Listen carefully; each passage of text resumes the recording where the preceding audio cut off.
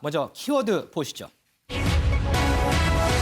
법무부 결국 사과, 교정시설 거리두기 3단계. 자, 먼저 어제 코로나19 신규 확진자는 967명, 사흘 만에 1000명 아래로 떨어졌습니다. 하지만 사망자는 21명이 늘어서 지금까지 코로나19로 사망한 사람만 900명입니다. 이런 가운데 역대 최악의 집단 감염 사례로 꼽히는 서울 동부구치소에서는 확진자 37명이 추가로 확인됐고요. 또 이어서 4차 전수조사 결과 126명이 추가로 확인돼서 지금까지 모두 918명이 확진된 걸로 확인이 됐습니다. 자, 이런 가운데 이용구 법무부 장관이 이와 관련해 먼저 사과를 했습니다. 영상 먼저 보고 오겠습니다. 코로나가 전국적으로 확산되는 상황에서 감염에 취약한 교정시설 내 확산 방지를 위해 노력하였으나 구금시설이 갖고 있는 한계와 선제적인 방역 조치의 미흡으로 이번 서울 동부구치소와 같은 사태가 발생하게 된 것에 대해 다시 한번 국민 여러분께 송구하다는 말씀을 드립니다. 법무부는 더 이상의 추가 감염이 발생하지 않도록 교정시설 내 방역과 점검을 강화하고 현 상황이 신속히 안정될 수 있도록 최선의 노력을 다하겠습니다. 자, 이상은 기자, 오늘 사과와 더불어서 이 대책도 관련했죠. 좀 정리 좀 해보죠. 네, 그렇습니다. 일단 오늘부터 2주 동안 이 사회적 거리두기 3단계를 시행한다고 합니다. 이 사회적 거리두기가 시행되는 동안은 접견과 같은 대면 만남은 중지가 되고 대신 스마트폰을 통한 접견 그리고 이 전화로 대체가 됩니다. 또 이 검찰의 소환 조사도 최소화하는데요. 변호인의 접견 역시 제한적으로 실시한다고 합니다. 그리고 이 노역 수용자, 기저질환자, 모범 수용자와 같은 수용자들에 대해서 가석방을 확대 실시할 계획인데요. 또 이 중증으로 악화될 수 있는 여지가 있는 환자들과 같은 경우에도 가석방을 실시한다고 합니다. 이렇게 치면 가석방 인원이 약 1000명 정도 늘어날 것으로 법무부는 예상하고 있습니다. 이현정 의원님, 네. 뭐 한참 늦긴 늦었습니다. 그럼에도 불구하고 이제 대책이 나왔는데 이번 대책 어떻게 보세요? 지금 동부구치소가 한 2,400명 정도가 재수하들이 있었습니다. 그렇죠. 근데 거기에 지금 거의 1,000명에 육박하는 확진자가 나왔지 않습니까? 네. 거의 뭐 절반 가까운 이제 확진자가 나오는데 물론 이게 4차고 또 앞으로 얼마나 더 확진자가 나올지는 모르겠어요. 이게 아마 거의 세계적으로 유례를 찾아볼 수 없는 그런 사태인 것 같습니다. 그동안 우리가 K방역이라고 그래서 어떤 면에서 보면 처음에 단계부터 어떤 진단을 하고 추적을 하고 또 치료를 하는 이런 것들이 뭐 세계적으로 다 우리가 어떤 잘한다고 평가를 받았지 않습니까? 네. 근데 어떻게 우리 바로 눈앞에서 이런 일이 벌어졌는지 더군다나 동부시소 같은 경우는 이미 지난달 말에 이미 확진자가 발생을 했습니다. 네. 그럼에도 불구하고 이 전수조사가 늦어지면서 이 사태가 이제 비롯되는 거거든요. 그렇죠. 아시겠지만 사실은 이 재수자들 같은 경우도 결국 우리 국민입니다. 그리고 굉장히 인권의 어떤 면에서 보면 중요한 지점이지 않습니까? 근데 저는 아쉬운 게 뭐냐면 오늘 같은 경우에 여전히 추미애 장관이 지금 장관직에 있습니다. 네. 본인은 물론 뭐 사의를 표명했고 이제 후임 장관이 어떤 지명이 됐지만 지금 이 시간까지 법률적으로 보면 추미애 장관이 장관입니다. 네. 근데 과연 이 문제에 대해서 추미애 장관이 그나마 마지막까지도 챙겼어야 될 문제인데 오늘 이용구 차관이 나와서 하는 건 굉장히 저는 부적절하다는 생각이 들고요. 또 이 사태가 과연 지금 동부구치소만 이럴 것인가? 지금 전국에 있는 재수자들이 대략 한 5만 명 정도 되거든요. 이제 그 부분에 대한 지금 점검들을 빨리 할 필요가 있다. 네. 과연 어디서 허점이 벌어졌는지 사실은 이 코로나 초기에 세계적으로 사실은 구치소나 교도소에 집단 감염이 있었어요. 그럼에도 불구하고 왜 우리 정부는 이제서야 이런 부분들에 대해서 하는 것인지 정말 원인과 처방을 정말 꼼꼼히 따져봐야 될 시점인 것 같습니다. 시청자분 중에서도 아니 왜 추미애 장관이 아니고 이용구 차관이 나와서 대책을 발표할까? 이렇게 의아해하실 분들 많았을 겁니다. 저도 좀 의아해했습니다. 자, 이 법무부뿐은 아니라요. 서울시에서도 동부구치소 관련해서 언급이 있었습니다. 먼저 듣고 오겠습니다. 지금 이제 전수검사를 18일 날 하고 23일, 27일 진행했습니다. 확진자가 지속적으로 발생하고 있기 때문에 앞으로는 3일 간격으로 추적 조사를 할 계획이고 동부구치소의 수용자 관리는 확진자와 밀접 접촉자, 그다음 일반 이제 수용자들을 구분해서 층별로 이제 분리해서 운영을 하고 있고 같은 이제 수감실 안에서도 방역 수칙 안내를 지속적으로 하고 있습니다. 자, 이동석 기자. 이 동부구치소 교도관들의 증언들이 좀 나오던데 이게 지침들이 잘 전달이 안 되나 봐요. 네, 일단 먼저 방금 들어온 속보 먼저 안내해드리면요. 일단 동부구치소에서 126명이 추가 확진됐다는 소식이 방금 전에 들어왔습니다. 어제 동부구치소에서 4차 전수 검사에 나섰다고 저희가 방송에서 전해드렸는데요. 이 때문에 누적 확진자는 918명이 현재 된 상황입니다. 이런 가운데 동부구치소 교도관으로부터 첫 고발이 나왔는데요. 추미애 법무부 장관이 동부구치소를 방문한 지 하루 만에 법무부를 겨냥한 발언이 나온 겁니다. 구치소의 한 교도관은요, 언론과의 인터뷰에서 동부구치소는 통제가 힘든 상황이다. 그러면서 법무부의 지침 그런 건 없었다고 밝혔습니다. 법무부가 동부구치소 코로나19 사태에 제대로 대응을 안 했다. 이런 의미로 풀이되고 있습니다. 윤정 기자, 이 교도관 증언만 들어보면 마치 동부구치소 안은 뭐 전쟁터를 방불케 한다 뭐 이런 얘기도 나오더라고요. 네, 그렇습니다. 지금 통제가 제대로 되지 않는 매우 힘든 상황이 벌어지고 있는 것 같은데요. 아무래도 동부구치소에 이 첫 확진자가 나온 것, 이게 교도관이었습니다. 그런 만큼 이 일반 수용자들은 교도관을 향해서 우리에게 병을 옮겼다라면서 침을 뱉고 또 코를 푼 이 휴지를 집어 던지기도 하고요. 또 도시락 배식을 하러 간 교도관에게 도시락을 오히려 집어 던지면서 너나 먹어라 이렇게 얘기를 하기도 한다고 합니다. 특히 1차 전수조사에서 180명이 넘는 확진자가 나왔잖아요. 그렇죠. 그러니까 이 결과가 나온 이 이후부터 이 수용자들의 동요가 더 심화됐다 이렇게 증언을 하고 있습니다. 이동석 기자, 그럼 이런 상황이면 그 구치소 안에 내에서 확진자, 비확진자 이렇게 분리하는 것도 쉽진 않겠어요. 네, 그렇습니다. 이 교도관은 법무부 비판만 하지 않았습니다. 동부구치소 상황을 자세히 설명을 했는데요. 확진자 분리 과정에서 수용자들에게 위로할 수밖에 없는 상황이다. 그러면서 수용자는 왜 방을 옮겨야 하는지 욕을 하며 소리치고 있다. 이렇게 전했습니다. 확진자 구분에 방을 옮기는 작업은 전투에 가깝다며 상황을 전하기도 했습니다. 윤경호 의원님, 한 교도관은 이런 얘기를 하더라고요. 재소자들을 사랑으로 감싸면서 참아야죠. 뭐 이런 인터뷰를 한 게 있던데 두려움에 떨면서도 참아야 하는 이 교도관들의 심정은 어떨까요? 그러니까 오죽하면 저런 얘기를 할까 싶은 건데요. 그러니까 자칫 잘못하면 무정부 상태로 비춰질 수 있어요. 그건 뭐 거기 수용자들도 마찬가지고 교도관들도 지금 그런 상황이고요.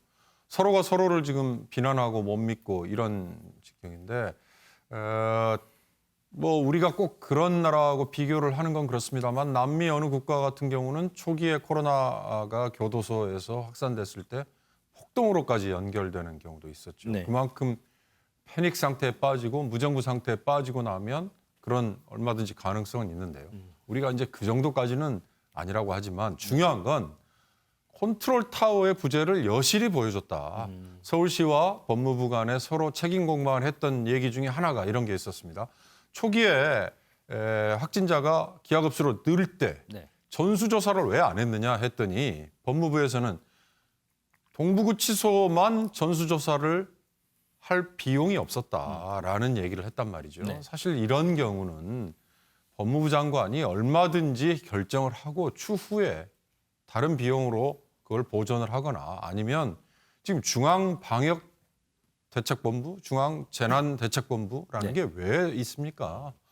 총리가 매번 회의를 주재하고 장관들이 거기 참여하고 광역 단체장들이 매일 아침 회의를 하고 있는 상황인데 그런데 이런 안건을 협의하라고 가동을 하는 거거든요. 그런 점에서 저는 추미애 장관 아까 충분히 비판 받았습니다만 이건 오히려 법무장관을 해임해야 되는 해임 이상의 오히려 책임을 물어야 되는 중대 상황이다라고 보이거든요. 문제는 앞으로 더 막아야 되니까 정 안 되면 동부구치소를 통째로 비우는 한이 있더라도 다른 대책을 강구할 수 있으면 해야 되지 않겠어요? 저기 수용자들을 어디 옮길 데가 없다라는 거 지금 그걸 따질 계제는 아닌 것 같다는 생각이 듭니다. 자, 이렇게 동부구치소가 감염병에 취약할 수밖에 없는 원인, 윤지영 기자. 네. 구조적인 문제가 1차적으로 꼽히더라고요. 네, 그렇습니다. 이 동부구치소는 지난 2017년도에 지어진 최신식 교정시설입니다. 그런 만큼 이게 주위의 법조타운이 있는데 이 도심 풍경과 위화감이 전혀 없을 정도로 최신식 시설인데 오히려 이 시설이 더 문제가 된 겁니다. 이 일반적인 교정시설의 경우에는 굉장히 넓은 부지에 단층형 건물로 되어 있고요. 운동시설 역시 야외에 갖춰져 있습니다. 네. 그런데 동부구치소는 12층의 고층 건물 5개가 이 알파벳 E의 형태로 연결이 되어 있습니다. 그런 만큼 야외에는 운동시설이 없고요. 모두 네. 실내에 운동시설이 있는 만큼 이 수용자들이 수용 생활을 사실상 실내에서만 하게 됩니다. 환기 역시 매우 어려운 구조인데요. 또 뿐만 아니라 이 지하 2층부터 12층까지 이 각 층이 다 하나로 연결이 되어 있기 때문에 만약에 한 층에서 확진자가 나온다. 그렇다면 이 감염원이 층 전체로 확산할 가능성이 매우 높은 구조입니다. 그래서 지난 1차 전수조사에서도 이 187명의 확진자가 나왔는데 이 가운데 115명이 8층, 이 한 층에서 모두 발생을 한 것만 봐도 그걸 알 수 있는데요. 그런 만큼 더군다나 이 동부구치소에는 적정 수용 인원이 2,070명 정도인데 이걸 훌쩍 넘겨서 2,400명이 넘는 수용자가 몰려 있었습니다. 그런 만큼 이 밀집되고 밀접하고 또 밀폐되어 있는 이런 환경이 이 감염에 굉장히 취약한 상황을 불러왔다라고 판단해 볼 수 있을 것 같습니다. 그렇군요. 자, 그런데 이와 대조적으로요, 이 광주교도소에서는 직원이 한 명 확진 판정을 받았습니다. 그런데 이게 집단 감염으로 확산되진 않았습니다. 이상은 기자, 네. 여기는 어떻게 이게 가능했던 거예요? 네, 지금 이 서울 동부구치소의 부실한 방역이 큰 비판을 받고 있는 가운데 이와 대조되는 광주교도소의 방역이 화제가 되고 있습니다. 광주교도소의 비결은 바로 마스크를 철저하게 착용한 것이었는데요. 지난달 9일 광주교도소의 직원이 첫 확진이 됩니다. 그리고 잇따라서 직원 4명, 그리고 수용자 21명 등 잇따라 감염이 되긴 하는데 더 이상 추가 확진이 나오지 않았습니다. 그 이유는 이 교도소 내 봉제 공장을 적극적으로 활용을 해서 면 마스크를 제작을 했기 때문인데요. 이렇게 제작한 면 마스크는 밤에 잠들 때까지, 취침할 때까지 하루 종일 착용을 하고 있었다고 합니다. 이 또 다른 비결은 이 마스크와 다른 또 다른 비결은 바로 철저한 분리였는데요. 이 철저한 분리를 통해서 자가 격리자와 밀접 접촉자, 그리고 이 밀접 접촉자가 아닌 이 다른 사람들은 거의 자가 격리 수준으로 분리가 돼서 생활을 했다고 합니다. 자, 방금 속보가 들어왔습니다. 문재인 대통령이 새 청와대 비서실장에 유영민 전 과기부 장관을 임명했다. 이런 소식이 들어와 있습니다. 신임 민정수석에는 신현수 전 국정원 기조실장을 임명했습니다. 관련해서는 잠시 후에 저희가 집중적으로 대담하도록 하겠습니다. 자, 이현정 의원님. 네. 결과론적인 얘기긴 하지만 이 서울 동부구치소도 초반에 지금 광주교도소처럼 이렇게 대처를 했다면 어땠을까 하는 아쉬움이 상당히 많이 남아요. 우리가 이 사태에서 보면 한 명의 리더가 얼마나 중요한가를 절감하는 것 같아요. 네. 지금 광주교도소 같은 경우를 보면 교도소장이 처음부터 적극적으로 여기에 임했고 또 광주시가 굉장히 어떤 교도소와 협조 관계를 하면서 방역 조치를 굉장히 선제적으로 했다고 그래요. 네. 자, 그래서 지금 이런 결과가 나왔지 않습니까? 단적으로 우리 서울시만 보더라도 지금 서울시장이 부재 중입니다. 네. 지금 부시장이 대응을 하고 있죠. 그렇죠. 자, 그리고 법무부 장관은 오로지 윤석열 총장 몰아내기에만 집중하고 있는 상황이었죠. 네. 자, 이런 상황에서 이 기간이 보면요. 딱 윤 총장 징계 기간과 똑같습니다. 그러니까 어떤 면에서 보면 교정본부장이나 동부구치소장이 예를 들어서 이 문제가 생기면 장관한테 가서 보고를 해야 될 거 아니겠습니까? 네. 보고를 하고 뭔가 적극적인 대책을 해야겠죠. 아니면 서울시장이라도 뭔가 목소리를 내서 해야 될 텐데 그 아무도 이 문제에 대해서 대응을 하지 못했고 실무자들끼리 모여서 전소자 하니 많이 비용을 대니 많이 이 문제만 논의했다는 거 아니겠습니까? 네. 결국 이 결과가 뭐냐면 바로 이 동구 사태가 벌어진 건데요. 이게 동구치소가 사실 예전에 성동구치소가 없어지면서 현대식으로 지었다고 이야기를 하지만 방역 차원에서 보면 상당히 전문가들이 처음부터 문제 제기를 많이 했습니다. 환풍도 안 되고 그다음에 이게 거의 크루즈선 같은 역할을 똑같이 하는 거거든요. 우리가 아시겠지만 일본의 크루즈선 그 사태를 봤지 않습니까? 우리가 뻔히 보고도 우리 주변에 있는 것, 자기 부처에 있는 것, 자기 눈앞에 있는 거를 챙기지 못했다는 거거든요. 그리고 또 이 마스크도 마찬가지입니다. 어떻게 이 제수사한테 마스크를 제대로 지급을 안 해서 다들 그냥 면 마스크나 쓰고 이렇게 했다는 것이 한 방에 뭐 8명, 9명씩 있는 수감되어 있는 상황에서 이런 사태가 확산이 됐지 않습니까? 저는 이런 걸 보면 정말 우리가 K방역 하지만 너무나 허점이 많다. 저는 이 부분은요, 그냥 넘어가서는 안 된다고 봅니다. 정말 중국에서도 이런 사태가 벌어졌는데 당시 중국에서도요, 굉장히 철저하게 책임 사실을 물었거든요. 네. 우리도 마찬가지로 이 책임을 묻는 게 결국 앞으로 이런 일이 벌어지지 않도록 하는 겁니다. 이 코로나 아직 이 종료되려면 많이 멀었습니다. 이런 사태가 또 일어날 수 있는 거거든요.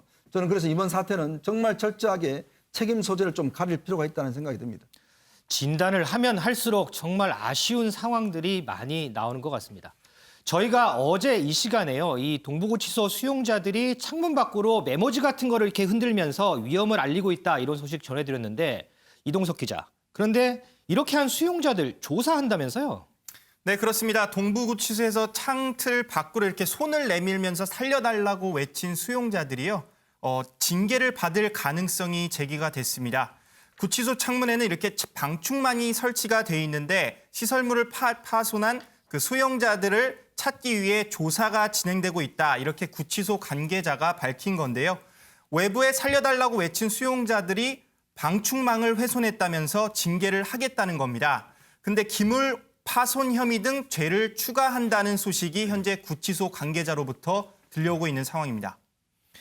윤경호 의원님, 지금 조사가 급한 게 아니지 않나요? 뭐가 중요하냐 이런 얘기 금방 나올 거예요. 언론에서 이렇게 다루는 것만으로도 그게 본말이 뒤바뀐 조치다. 지금 방역 대책 세우는 게 중요하지. 저 내부에서 벌어지고 있는 일을 바깥에 알렸다고 해서 그게 또 알렸다는 게 바깥에서 전혀 모르는 거 저 수시 감췄던 걸 알리고 뭐 이런 것도 아니잖아요. 저는 뭐 지금 저런 정말 한마디로 뭐가 중요한지를 안다면 다시 제정신을 차리지 않을까 싶습니다. 자, 오늘이 2020년 마지막 날입니다. 이 예년 같으면 해돋이 명소 가는 사람들 벌써 북적일 텐데요. 윤지영 기자, 네. 올해는 어때요?